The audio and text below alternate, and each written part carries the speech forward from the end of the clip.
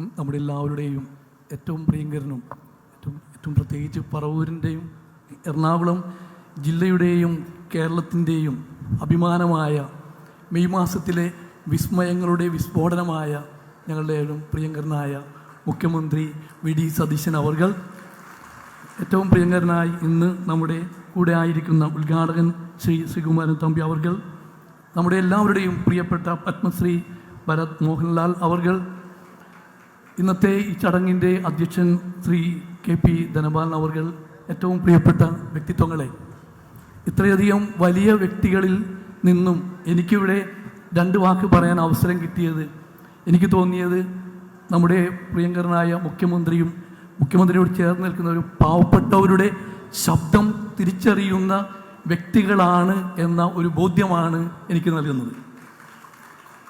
എന്നെ സംബന്ധിച്ച് കോട്ടപ്പുറം രൂപത എന്ന് പറഞ്ഞാൽ എറണാകുളം, തൃശ്ശൂർ, മലപ്പുറം ഈ 3 ജില്ലകളിലും ഒരുപാട് മക്കൾ എന്ന് പറഞ്ഞു കഴിഞ്ഞാൽ ജാതി മതഭേദം എന്നിയുള്ള എല്ലാ മക്കളുടെയും ബിഷപ്പ് എന്ന നിലയിൽ ഞാൻ അഭിമാനിക്കുന്നു. ഇന്നത്തെ ഈ സായാഹ്നത്തിൽ 4-ാം തീയതി നമ്മെ സംബന്ധിച്ച് ഒരു വലിയ ആവേശത്തിൻ്റെ ദിവസമായിരുന്നു. എന്നാൽ 14-ാം തീയതി നമ്മെ സംബന്ധിച്ച് ഒരു ആകുലതയുടെ ദിവസമായി. എന്നാൽ 24-ാം തീയതി ഇന്ന് ഒരു ആഘോഷത്തിൻ്റെ ദിവസമാണ്. ഈ ആഘോഷത്തിൻ്റെ നിമിഷത്തിൽ നമ്മുടെ പ്രിയങ്കരനായ പത്മശ്രീ ഭരത് മോഹൻലാൽ അവർകൾ വളരെ വ്യക്തമായിട്ടുള്ള ചില കാഴ്ചപ്പാടുകളൊക്കെ നൽകി. കാഴ്ചപ്പാടുകളുടെയോ അല്ലെങ്കിൽ ദർശനങ്ങളുടെയോ വലിയ ചുമടുകളൊന്നും വയ്ക്കാനായിട്ട് ഈ നിമിഷം ഞാൻ ആഗ്രഹിക്കുന്നില്ല.